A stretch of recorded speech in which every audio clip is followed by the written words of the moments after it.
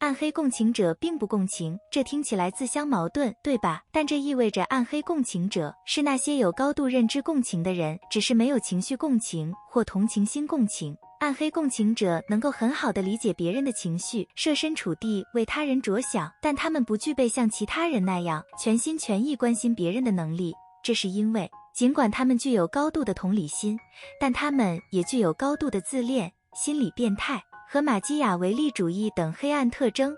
由于他们的相似之处，人们可能会误以为他们是精神病患者。这支影片就来说说暗黑共情者实际上与精神病患者非常不同的5个迹象。1. 暗黑共情者有情感，而精神病患者缺乏情感。遇到过这样的人吗？他们看起来对你很好，但后来却表现出了操纵欲，对你的好意有照本宣科的感觉吗？与暗黑共情者不同，精神病患者被描述为以没有能力爱和缺乏悔意或羞耻心为特点，不管看起来有多假。暗黑共情者都知道如何能最好的利用别人，那就是通过别人的感觉利用别人。他们很清楚该装成什么样的人来操纵对方。2.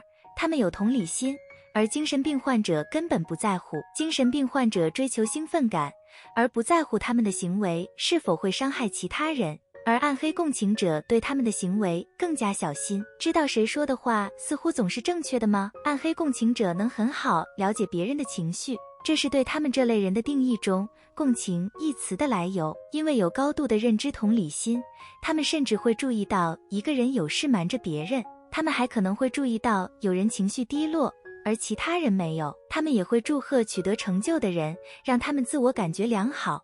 然而，做这些事情是出于有害的动机，得到了他们想要的结果，他们可能就会开始表现得疏远，所以要尽可能保持警惕。言行不一就是一个明显的迹象。3. 他们都是病人，精神病患者是易冲动的，暗黑共情者知道最佳的出击时间。他们和精神病患不同，精神病患通常突发奇想做出决定，他们会思考一个情境，想知道如何才能把他的优势最大化。曾经被信任的人利用过吗？暗黑共情者可以花很长时间铺垫，最后只是为了自己的利益，喜欢慢慢来，因为他们知道让别人觉得自己值得信任是多么重要。这就是为什么对那些看似虚情假意的人保持警惕会有所帮助。突然有人对你好了吗？他们有没有对你发起强烈的爱的攻势，花更多的时间和你在一起？也许只是想成为你的朋友，但如果发现他们的行为有问题，比如背后重伤、八卦等等，他们可能不会对你产生最好的影响。4.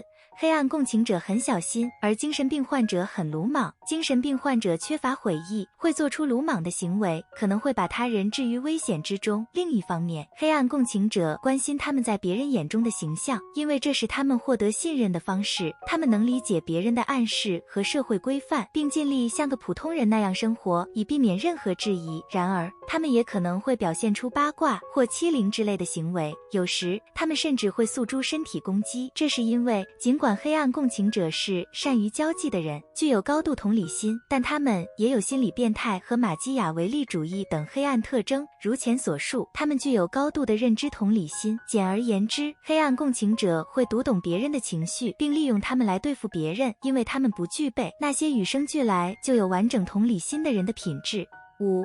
黑暗共情者外向，而精神病患者表现出反社会型人格障碍行为。虽然精神病患者本身并不是一种诊断，但精神病患者的许多特征与反社会人格障碍的症状有交集。他们倾向于远离社会环境，而且他们会自己行动，打破规则，进行不受约束的活动。黑暗共情者正好相反，他们通常是和其他人一起被发现的，因为那是他们最了解的环境。他们有一种浮夸的冲动，想要不断地获得关注。他们确切地知道什么时候该安慰有需要的人，什么时候该在有困难的人身边。